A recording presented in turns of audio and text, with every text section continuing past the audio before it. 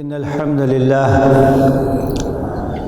نحمده ونستعينه ونؤمن به ونتوكل عليه ونعوذ بالله من شرور أنفسنا ومن سيئات أعمالنا من يهده الله فلا مضل له ومن يضلل فلا هادي له وأشهد أن لا إله إلا الله وحده لا شريك له وأشهد أن محمدًا عبده ورسوله اللهم صل وسلم وبارك وانعم على عبدك ورسولك ونبيك محمد وعلى آله وأصحابه أجمعين يا أيها الذين آمنوا اتقوا الله حق تقاته ولا تموتن إلا وأنتم مسلمون يا أيها الناس اتقوا ربكم الذي خلقكم من نفس واحدة وخلق منها زوجها وبث منهما رجالا كثيرا ونساء واتقوا الله الذي تساءلون به والأرحام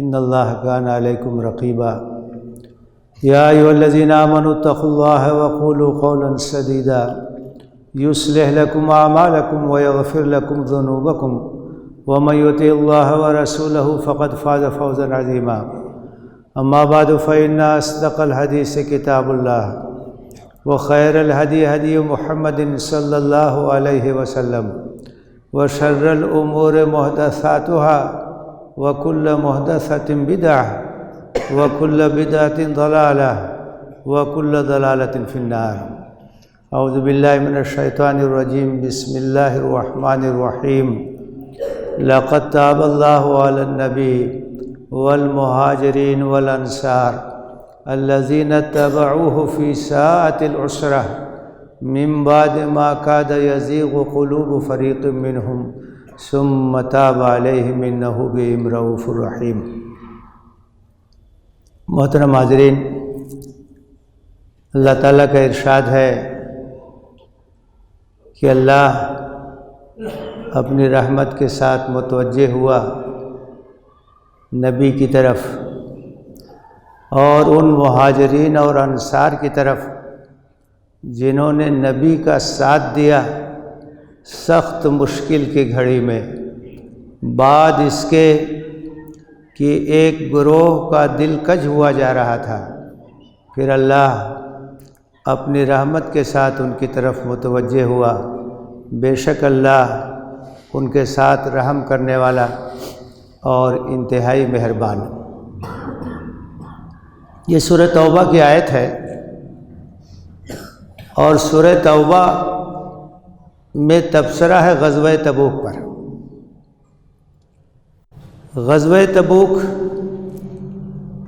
یہ 9 ہجری میں پیش آیا، غزوہ طائف کے تقریباً 6 مہینہ بعد۔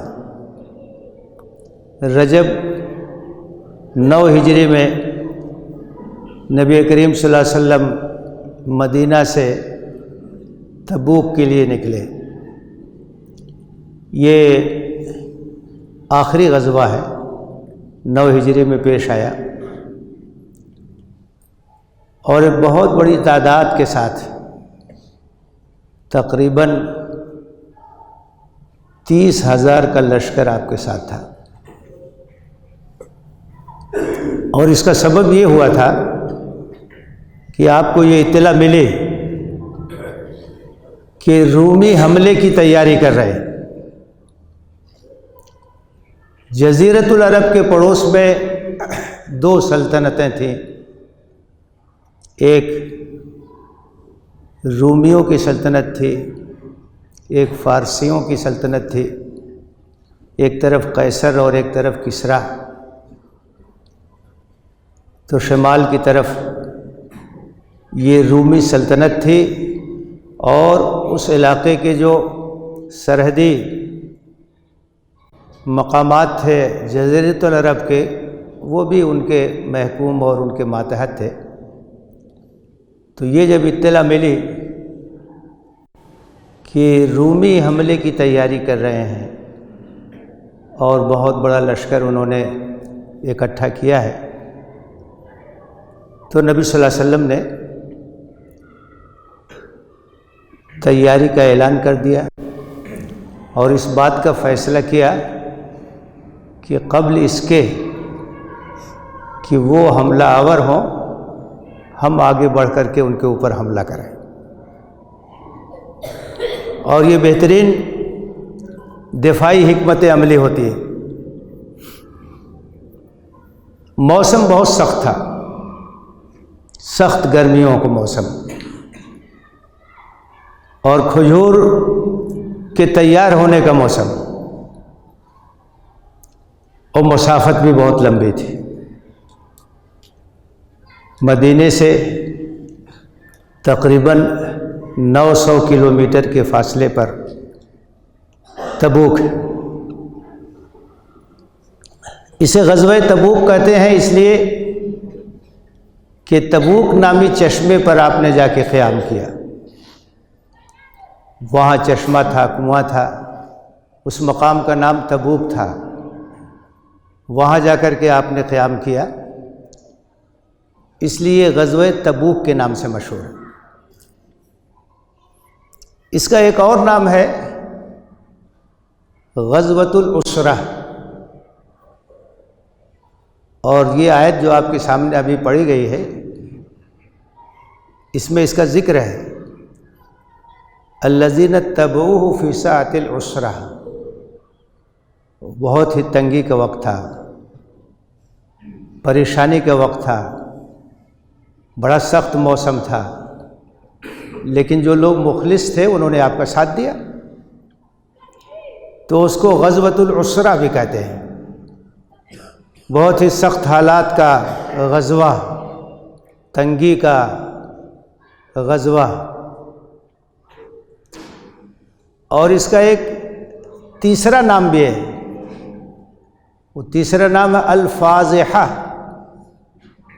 فاضحہ کے معنی ہوتے ہیں حقیقت کو واضح کر دینے والی چیز، پردہ فاش کر دینے والی چیز.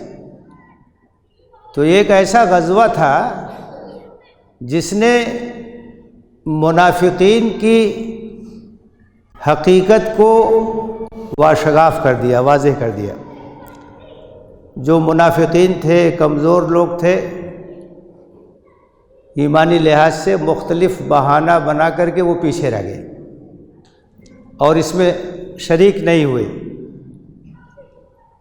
کیونکہ دور دراز کی مسافت تھی، سخت حالات تھے، تو اس میں نکلنا سب کے بس کی بات نہیں تھی. تو بڑی شدید آزمائش تھی. تو اس غزوے نے، اس امتحان اور اس آزمائش نے کھرے اور کھوٹے کے درمیان امتیاز قائم کر دیا.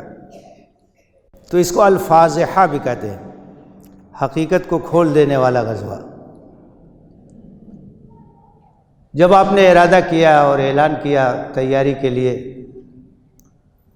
ضرورت تھی کہ لشکر کو تیار کرنے کے لیے لوگ انفاق کریں. آپ نے اعلان کیا اور انفاق کی دعوت دی اور اللہ کے راستے میں خرچ کرنے پر ابھارا. اور صحابہ کرام رضوان اللہ تعالی علیہم اجمعین نے جس طرح سے بڑھ چڑھ کر کے انفاق کیا اس غزوے کی تیاری کے لیے، لشکر کی تیاری کے لیے، وہ اپنی مثال آپ ہے.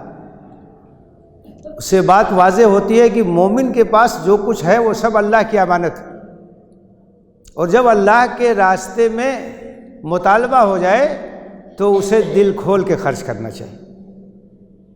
انفاق کی شاندار مثالیں صحابہ کرام رضوان اللہ تعالی علیہم اجمعین نے اس موقع پر قائم کی. آپ ابھار رہے تھے لوگوں کو انفاق پر، انفاق کی دعوت دے رہے تھے.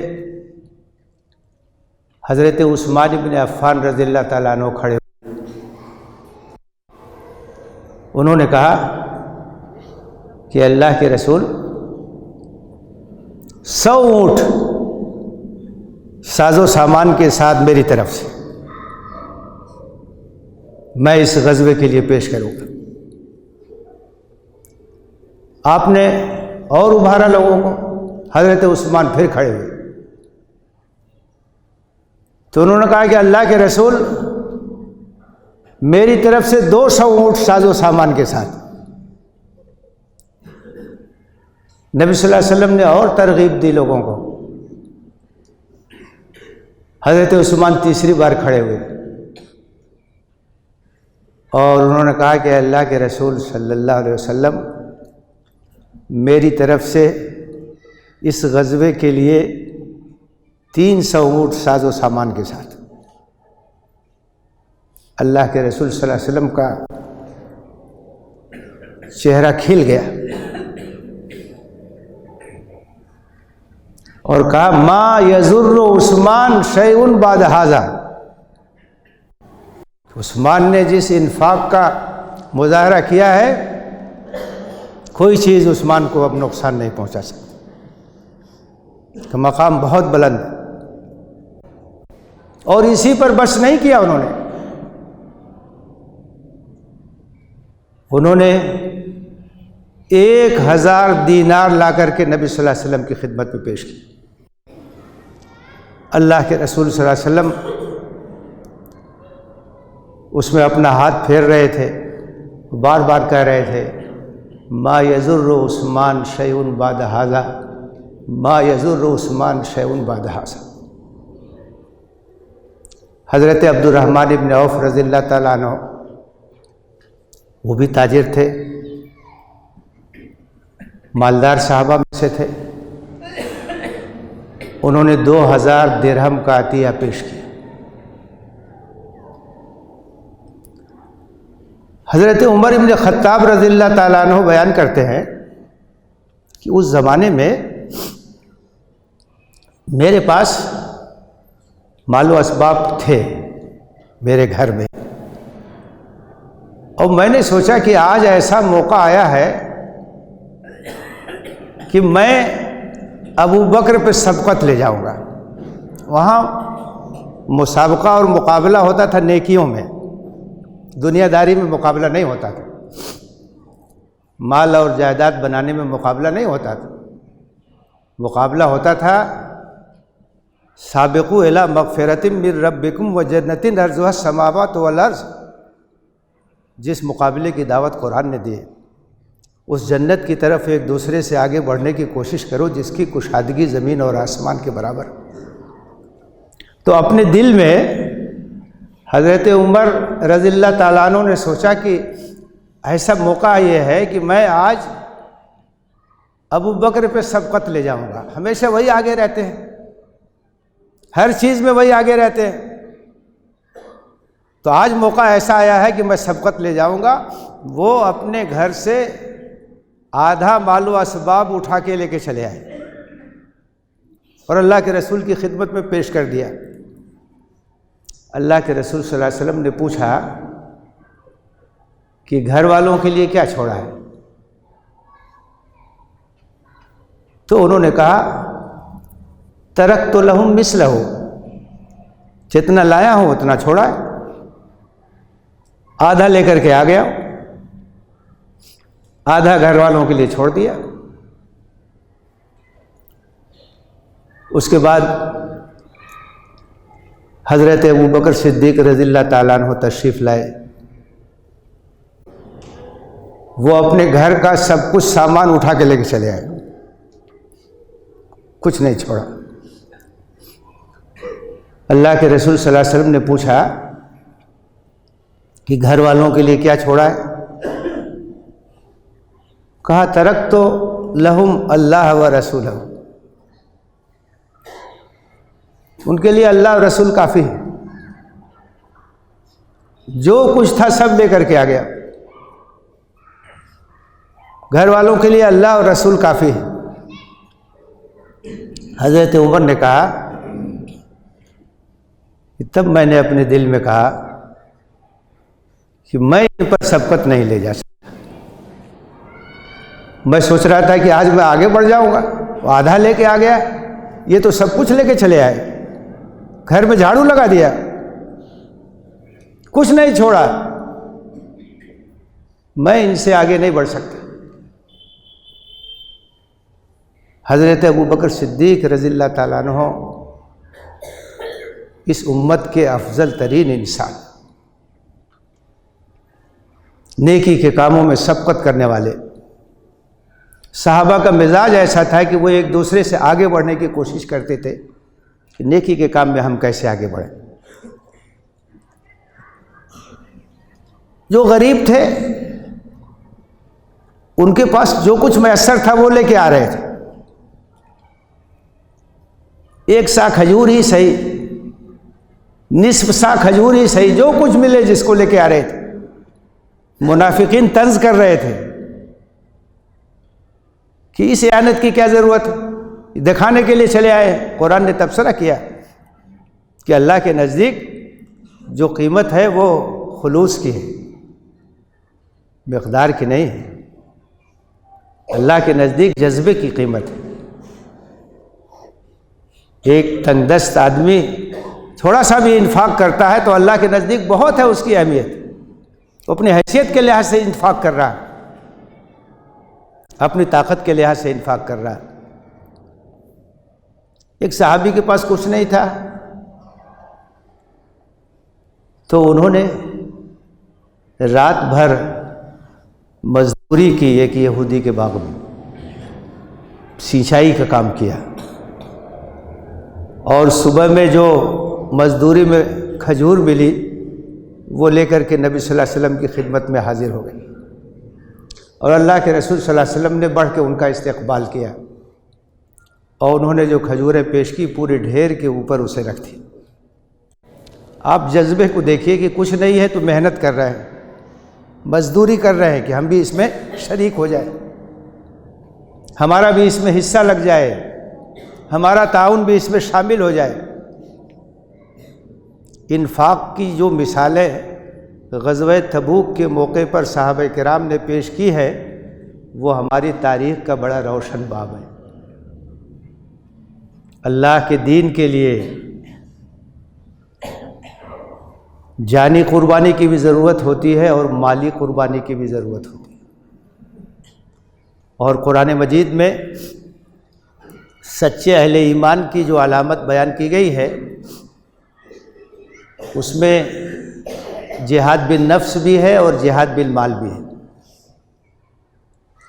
انما المؤمنون الذین آمنوا باللہ ورسولہ ثم لم يرتابوا وجاہدوا باموالہم وانفسہم فی سبیل اللہ اولئک ھم الصادقون۔ مومن تو حقیقت میں وہ لوگ ہیں جو اللہ اور رسول پر ایمان لائے اور ذرہ برابر بھی شک میں مبتلا نہیں ہوئے، بہت پکا ایمان، کامل درجے کا ایمان۔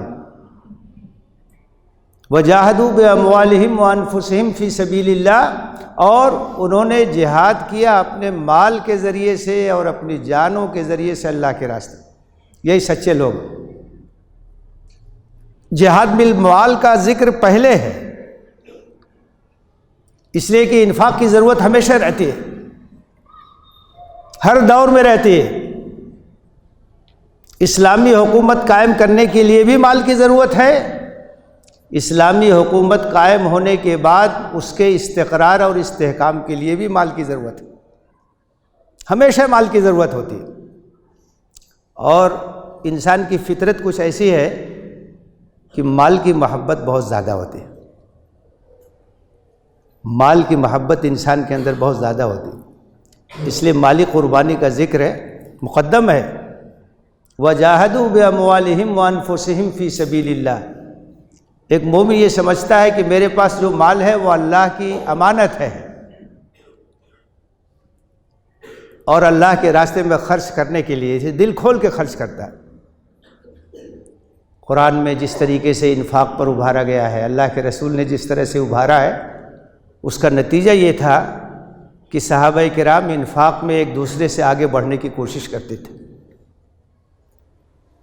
قرآن میں اللہ تعالیٰ نے مثال دی ہے کہ جو لوگ اللہ کے راستے میں اپنا مال خرچ کرتے ہیں اس کی مثال ایسے ہی ہے کہ جیسے ایک دانہ ہو اور وہ زمین میں جائے، اس سے ایک پودا نکلے، اس پودے میں 7 بالیں ہوں، ہر بال میں 100 دانے ہوں، ایک دانے سے 700 دانہ، اللہ تعالیٰ بہت بڑھا چڑھا کے دیتا ہے، کئی گنا بڑھا کر کے دیتا ہے، نیکیوں کا اجر بہت زیادہ ہوتا ہے۔ اللہ کے رسول صلی اللہ علیہ وسلم نے یہ مزاج بنایا تھا کہ جو مال ہم نے اللہ کے راستے میں خرچ کر دیا وہ محفوظ ہو گیا، وہ اللہ کے ہاں محفوظ ہو گیا، اور ایسے وقت میں ہمیں ملے گا جب ہم بہت محتاج ہوں گے۔ اس لیے مومن کی علامت یہ ہے کہ مال کا وہ حریص نہیں ہوتا ہے، وہ بخیل نہیں ہوتا ہے، وہ اللہ کے راستے میں دل کھول کے خرچ کرتا ہے، دین کے کاموں میں دل کھول کے خرچ کرتا ہے۔ غزوہ تبوک کے موقع پر صحابہ نے اس کا مظاہرہ کیا۔ ایک صاحب کے پاس سواری نہیں تھی، حضرت واصلہ، تو انہوں نے آواز لگائی کہ کون ہے جو میرے لیے سواری کا انتظام کر دے،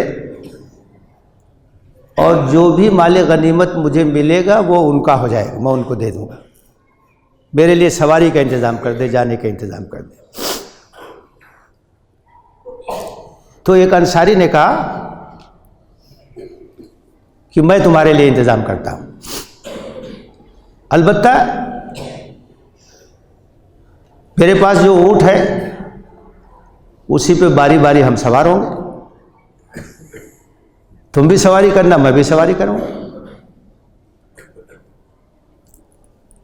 تو یہ لوگ روانہ ہو گئے باری باری اس پر، اور یہ بھی انہوں نے کہا انصاری نے کہ کھانا تمہارا میرے ذمہ ہے، میرے ساتھ کھانا کھاؤ گے، اور سواری پہ باری باری ہم سوار ہوں۔ اس طرح سے تبوک تک گئے ہو۔ حضرت واصلہ کہتے ہیں کہ اتنا بہترین شریک میں نے نہیں دیکھا۔ واپس آئے، غنیمت کا مال تقسیم ہوا، کچھ اونٹ حضرت واصلہ کے حصے میں آئے، تو وہ لے کر کے انصاری کی خدمت میں حاضر ہوئے، کیونکہ انہوں نے یہ کہا تھا کہ مجھے جو کچھ ملے گا میں دے دوں گا، جو مجھے سوار کرے گا، میرے لیے سواری کا انتظام کرے گا، یہ زبان انہوں نے دیا تھا۔ تو وہ لے کر کے حاضر ہوئے کہ میں نے آپ سے وعدہ کیا تھا، اور یہ جو کچھ مجھے ملا ہے میں آپ کی خدمت میں پیش کرنے کے لیے تیار ہوں، اسی کے لیے اس کو لایا ہوں۔ انہوں نے کہا ٹھیک ہے، میرے سامنے لاؤ، آگے سے لاؤ، پیچھے سے لاؤ۔ دیکھا، کہا کہ بہت اچھے اونٹ ہے یہ، لیکن یہ تم کو مبارک، میں نے اس کے لیے تم کو شریک سفر نہیں کیا تھا، میں نے تو اس لیے کیا تھا کہ اللہ کا اجر مجھے ملے گا، مجھے جو کچھ چاہیے یہاں نہیں چاہیے، مجھے وہاں ملے گا، یہ بھی تم لے جاؤ۔ تو ایک طرف اس حضرت واصلہ کا کردار دیکھیے کہ جو زبان دیا تھا اس کے لحاظ سے وہ حاضر ہو گئے، اور دوسری طرف انصاری کی بے نیازی، ان کی قربانی، ان کا جذبہ کہ یہ تمہیں کو مبارک ہو، تمہیں لے جاؤ، مجھے بس اللہ کا اجر چاہیے۔ میرے بھائیوں، میرے بزرگوں، اللہ کا دین قربانی چاہتا ہے، جانی قربانی، مالی قربانی، صلاحیتوں کی قربانی بہت بڑی ذمہ داری ہے جو امت مسلمہ پر اللہ تعالیٰ نے عائد کی ہے۔ اللہ کے دین کو عام کرنا، اللہ کے دین کو پھیلانا، اللہ کے دین کو غالب کرنے کی جدوجہد کرنا، اس کے لیے بہت قربانیوں کی ضرورت ہے، ہر طرح کی قربانیوں کی ضرورت ہے۔ اور جس طرح سے صحابہ نے قربانی دی تھی اس طرح سے قربانی دینے کی ضرورت ہے۔ اگر اس طرح سے ہم قربانی دینے کے لیے تیار ہو جائیں تو اللہ کی تائید اور اللہ کی نصرت اور اللہ کی مدد شامل حال ہوگی، اور حالات بدلیں گے۔ اللہ کی مدد اور تائید کے بغیر کچھ نہیں ہو سکتا۔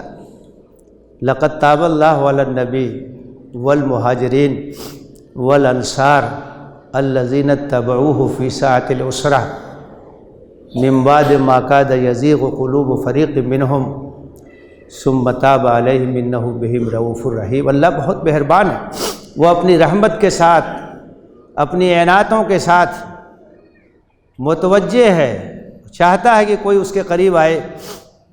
ایک بالشت کوئی جاتا ہے تو اللہ اس کی طرف ایک ہاتھ بڑھتا ہے، اور کوئی چلتا ہوا جاتا ہے تو اللہ اس کو لپکتا ہوا قبول کرتا ہے۔ اللہ کے راستے میں قربانی کرنے کے لیے تیار ہو جائیے، اللہ کے راستے میں اپنا سب کچھ لگانے کے لیے تیار ہو جائیے، اللہ کے دین کے لیے، اللہ کے دین کے غلبے کے لیے، اللہ کے کلمے کی سربلندی کے لیے جان اور مال اور صلاحیتوں کی قربانی، یہی وہ راستہ ہے جو ہمارے لیے عزت اور سربلندی کا راستہ ہے، اللہ کی تائید اور اللہ کی نصرت کو حاصل کرنے کا راستہ ہے۔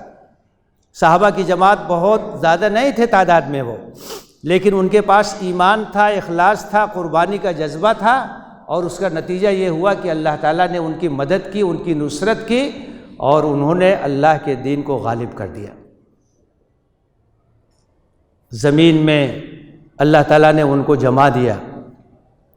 آج بھی اللہ کا وہی وعدہ ہے، ان تنصروا اللہ ینصرکم ویثبت اقدامکم، اگر تم اللہ کی مدد کرو، اللہ کے دین کی مدد کرو، اللہ تمہاری مدد کرے گا اور تمہارے قدموں کو جما دے گا۔ اللہ تعالی ہمیں اس کی توفیق دے، آمین۔ وآخر دعوانا ان الحمد للہ رب العالمین۔ اقول قولی ھذا واستغفر اللہ لی ولکم اجمعین فاستغفروہ انہ هو الغفور الرحیم۔